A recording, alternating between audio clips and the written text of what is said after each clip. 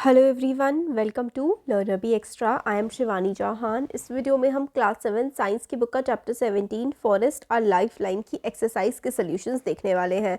और हमारा जो चैप्टर है वो चैप्टर और बाकी सारे के सारे सब्जेक्ट्स कवर्ड हैं। सबका लिंक आप लोगों को डिस्क्रिप्शन और कमेंट बॉक्स में पिन्ड मिल जाएगा। चैनल को अभी तक सब्सक्राइब नहीं किया है तो make sure to hit subscribe button. अब थोड़ी सी तबीयत मेरी बच्चों ख़राब है तो है ना, आवाज़ अलग आएगी।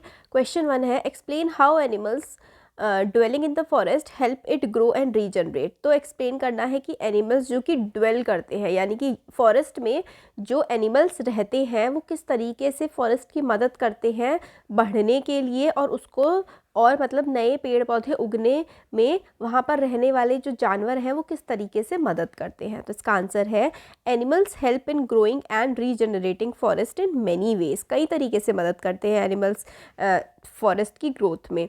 Animals work as the cleansing agent in the forest. Microorganism work on dead bodies of plants and animals and degenerate them. यानी कि ये लोग जो काम करते हैं ना वो क्लेंजिंग एजेंट्स का काम करते हैं। क्लेंजिंग एजेंट का मतलब है साफ सफाई का। जैसे कि जो छोटे छोटे माइक्रो ऑर्गेनिजम्स होते हैं वो जो बड़े, जैसे कि जानवर मर गए या फिर कोई पेड़ टूट करके गिर गया या फिर पेड़ की डेथ हो गई होती है, जानवरों की तरह पेड़ों की भी होती है ना।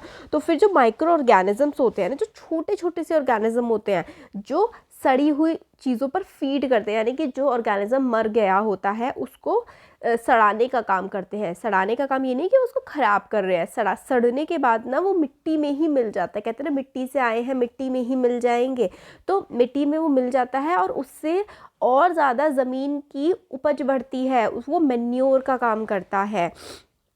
तो एनिमल्स जो होते हैं, animals also help in pollination in which helps in growing number of plants. तो पॉलिनेशन में, पॉलिनेशन का मतलब होता है जो एनिमल्स होते हैं जैसे कि बर्ड्स हो गई और काफ़ी सारे जैसे बटरफ्लाइज हो गए और काफ़ी सारे इंसेक्ट्स हो गए, वो पॉलिनेशन का काम करते हैं। यानी कि एक पेड़ के बीज को कहीं और गिराते हैं, जैसे कि फूल पर बैठा, ठीक है, चिड़िया बैठी है, तितली बैठी और उसमें कुछ बीज जो है ना वो उनके पैरों पर हाथों पर चिपक जाते हैं और फिर वो उड़ के जाते हैं तो जंगल में किसी जगह वो बीज वगैरह गिर जाते हैं तो वहाँ पर भी पौधे उग जाते हैं। तो इस तरीके से पॉलिनेशन का काम करते हैं एनिमल्स, तो पेड़ उगाते हैं। इस तरीके से वो पेड़ उगाने में मदद करते हैं।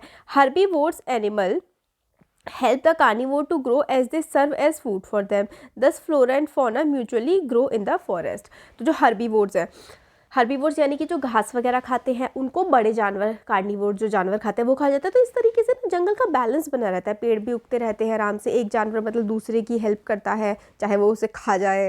तो ये पूरी ना नेचुरल साइकिल है, इस तरीके से जंगल सर्वाइव करता है। Next explain how forest prevent flood. तो जो फॉरेस्ट है, जंगल है, वो फ्लड को यानी कि बाढ़ को कैसे रोक लेता है। तो forest can absorb a lot of water. पेड़ ना बहुत सारा पानी अपनी जड़ों में एब्जॉर्ब कर लेते हैं, सोख सकते हैं।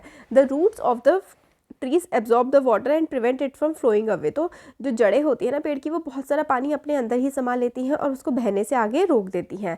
Roots of trees also help in percolation of water into the soil. तो जो जड़ें होती हैं वो पर्कुलेशन में भी मदद करती हैं। पर्कुलेशन का मतलब होता है ज़मीन के अंदर पानी भेजने में भी जड़ें बड़ी मदद करती हैं। This help in preventing floods. तो अगर आजकल ये शहरों में फ्लड्स यानी कि ऐसे बाढ़ क्यों आती है, क्योंकि कंक्रीट के हैं, यानी कि सारे के सारे जो रेता बजरी की बनी हुई है सड़कें, और इसकी वजह से जो बारिश का पानी है वो ज़मीन के अंदर नहीं रिस पाता है। तो इससे दो नुकसान होते हैं, एक तो बाढ़ आती है और दूसरा ज़मीन के अंदर पानी ना रिसने की वजह से ज़मीन के अंदर का पानी ख़त्म होता जा रहा है।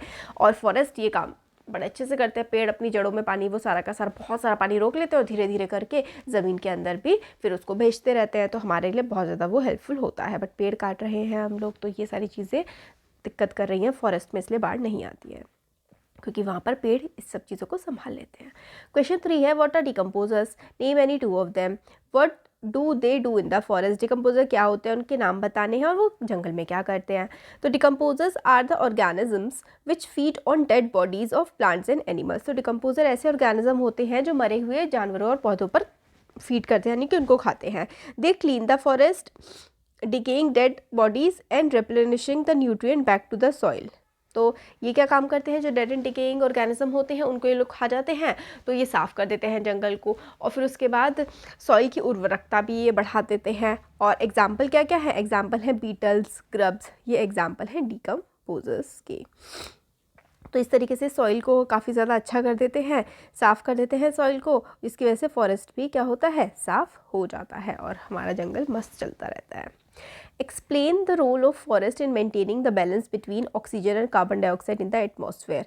तो भाई एटमॉस्फेयर में ऑक्सीजन और कार्बन डाइऑक्साइड का बैलेंस बनाने के लिए फॉरेस्ट का बहुत इंपॉर्टेंट रोल है। ये सब तो हम जानते ही हैं कि फॉरेस्ट किस तरीके से कार्बन डाइऑक्साइड सोखता है और ऑक्सीजन हमें देता है। तो plant release oxygen in atmosphere during the process of photosynthesis. Plant क्या करता है, जब फोटोसिंथेसिस का प्रोसेस करता है, अपना खाना बनाता है, तो ऑक्सीजन छोड़ता है एनवायरनमेंट में। Oxygen is inhaled by animals for respiration. तो ये जो ऑक्सीजन प्लांट्स छोड़ रहे हैं, इसको इनहेल करते हैं हम लोग, यानी कि ले लेते हैं, सांस लेते हैं हम उस ऑक्सीजन से। During respiration they release carbon dioxide which is absorb by plant. तो हम लोग जो है वो सांस लेते हैं तो कार्बन डाइऑक्साइड छोड़ते हैं, वो कार्बन डाइऑक्साइड प्लांट एब्जॉर्ब कर लेते हैं। इस तरीके से ऑक्सीजन और carbon dioxide cycle goes on. ऐसे ऑक्सीजन और कार्बन डाइऑक्साइड की साइकिल चलती रहती है। Since forest can contain a large number of plants they help much in the cycle and maintain balance in nature. तो क्योंकि प्लांट बड़े सारे फॉरेस्ट में बड़े सारे प्लांट्स वगैरह होते हैं, तो भाई ये साइकिल इसलिए फॉरेस्ट की वजह से आसानी से मेंटेन रह पाती है। क्वेश्चन 5 है, explain why there is no waste in the forest. Forest में कुछ फालतू चीज़ वेस्ट क्यों नहीं होती। तो there is no waste in forest because decomposers convert all dead bodies of plants and animals into humus which gets added to the soil, thus no waste remains. तो देखिए जंगल ना अपने आप में सब कुछ जंगल में ही हो जाता है। जो डेड और डिकेइंग प्लांट्स होते हैं, जो प्लांट्स वगैरह मर जाते हैं या जानवर मर जाते हैं, उनको जो ये डिकम्पोजर्स हैं ये भाई खा जाते हैं और उनकी डेड बॉडीज़ को कन्वर्ट कर देते हैं दोबारा से मिट्टी में ही, ह्यूमस में कन्वर्ट कर देते हैं, जिसकी वजह से खाद लग जाता है और इस तरीके से कोई भी वेस्ट जंगल में नहीं रहता है, सब कुछ यूज़ हो जाता है। List 5 products we get from forest. Forest से मिलने वाले हम लोगों को प्रोडक्ट्स बताने हैं। तो वी गेट मेडिसिन, दवाइयाँ मिलती हैं। We get gum from forest, जो गोंद होती है वो भी फॉरेस्ट से आती है। वी गेट वुड, लकड़ी आती है, काफ़ी सारे काम में इस्तेमाल होती है, फर्नीचर बनाने के, पेपर बनाने के। We get food for animals from forest. We get sealing wax from forest, wax मिलती है हमें फॉरेस्ट से। खाना मिलता है बहुत सारा फॉरेस्ट से। फिलअप्स है, तो फॉरेस्ट इज़ प्यूरीफायर ऑफ ये वाला ए है, ए वाला है द इंसेक्ट्स, बटरफ्लाई, हनी बीज and birds help in flowering plants in pollination. तो ये क्या करती हैं पॉलिनेशन में। पॉलिनेशन क्या होता है, जब बीज जो है वो ये बर्ड्स, इंसेक्ट्स वगैरह जैसे कि फूल पौधे पर बैठते हैं, उसमें से बीज इनके हाथ पैर पे कहीं पर मुंह पर चिपक जाते हैं, फिर ये जब उड़ के जाते हैं तो बीज ज़मीन पर गिर जाते हैं और फिर वहाँ पे वो पेड़ उग जाता है। तो यही प्रोसेस पॉलिनेशन होता है। Forest is a purifier of dash and dash, purifier of air and water, air and water. तो जो फॉरेस्ट है वो हवा को और पानी दोनों को साफ कर देता है। Herbs form the layer in the forest. तो लोअर सबसे नीचे वाली लोएस्ट लेयर हर्ब्स, सबसे छोटे छोटे होते हैं herbs. The decaying leaves and animals droppings in a forest enrich the soil as humus. Soil as humus, humus आप समझ लीजिए कि खाद होती है। तो ये जो डिकेइंग प्लांट, ये पत्ते वगैरह गिर जाते हैं, एनिमल जो पॉटी वगैरह करते हैं, ये खाद के तौर पर काम करता है पेड़ों के लिए। क्वेश्चन नंबर 8 है, why should we worry about the condition and issues related to forest far from us. हम लोग से इतनी दूर है ये फॉरेस्ट, फिर भी हमें इनके बारे में क्यों सोचना चाहिए। तो we should be worried about deforestation as it would lead to flood, increase in earth temperature, decreasing animal habitat and soil erosion.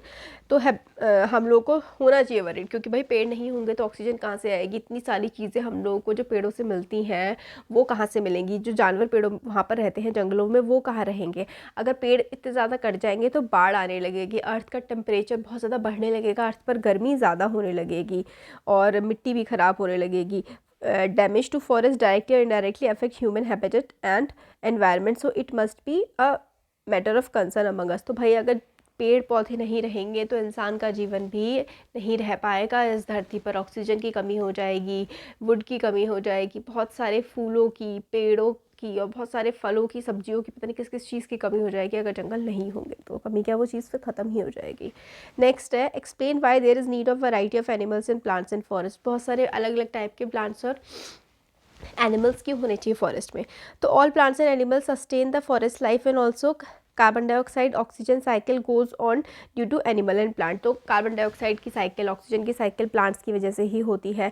बहुत अलग अलग टाइप के एनिमल्स होते हैं और प्लांट्स होते हैं तो ही अच्छे से जंगल चल पाता है। Animal convert the dead and decaying matter into humus and increase the fertility of the soil, दस एनहेंसिंग प्लांट ग्रोथ। तो जो डिकम्पोजर्स होते हैं, जानवर होते हैं बहुत सारे, वो डेड मरे हुए प्लांट और एनिमल्स को ह्यूमस में कन्वर्ट करते हैं। All food chain and food web need variety of plant and animals. तो बहुत सारी जो फूड वेब होती हैं, फूड चेन होती हैं, हर तरीके का एनिमल होगा।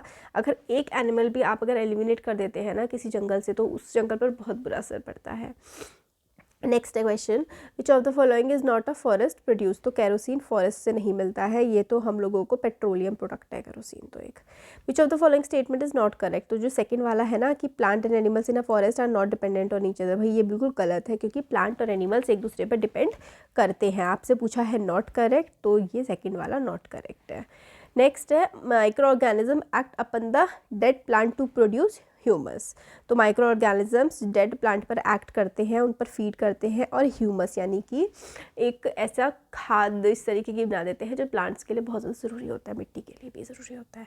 ये क्वेश्चंस हम लोगों ने देखे। तबीयत मेरी थोड़ी सी ख़राब है तो काफ़ी प्रॉब्लम हो रही है मुझे बनाने में वीडियो, बट अगर अच्छी लगी है तो make sure to subscribe the channel, और अच्छा लगा है तो लाइक भी कर देना। Thank you.